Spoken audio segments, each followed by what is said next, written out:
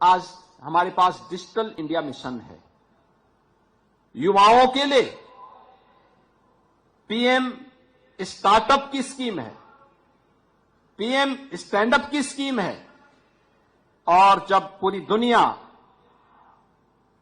इस सदी की सबसे बड़ी महामारी के साए में जी रही थी,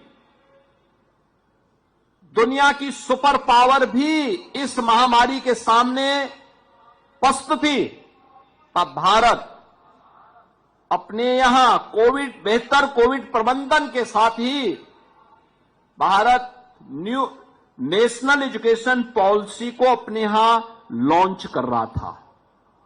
याद करिए, national education policy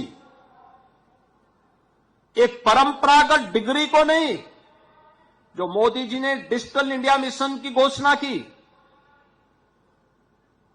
PM startup की स्कीम जो देश के अंदर लागू की थी, पीएम स्टैंडअप की स्कीम लागू की थी, पीएम मुद्रा की स्कीम जो लागू की थी, इन सबको जोड़ करके कैसे हम अपने यूथ की उन आकांक्षाओं को नया पंख लगा सकते हैं, इस दृष्टि से मोदी जी ने नेशनल एजुकेशन पॉलिसी के माध्यम से इसे आगे बढ़ाने का काम किया।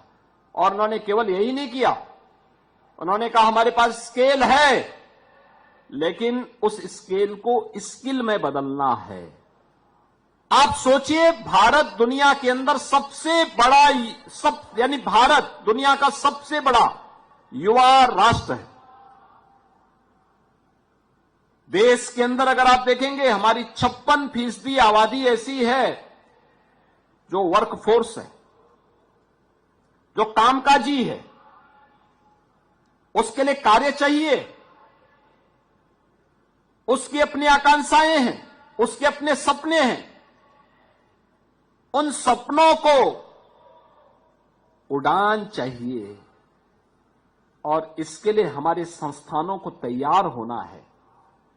और इसके लिए मोदी जी ने वे तमाम स्कीम तो दी, लेकिन साथ साथ उन्होंने 2020 में जब कोविड जैसी महामारी के सामने दुनिया पस्त थी, तब उन्होंने भारत को नेशनल एजुकेशन पॉलिसी दी, जिसमें स्केल को स्किल के साथ जोड़ते हुए भारत को दुनिया की एक सबसे बड़ी स्किल पावर के रूप में स्थापित करने की दिशा में एक नए महत्वपूर्ण कदम को आगे बढ़ाया था।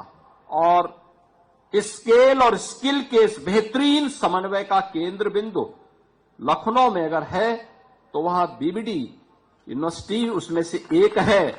इसमें हम सबको उसका एक समन्वित रूप यहां पर देखना चाहिए।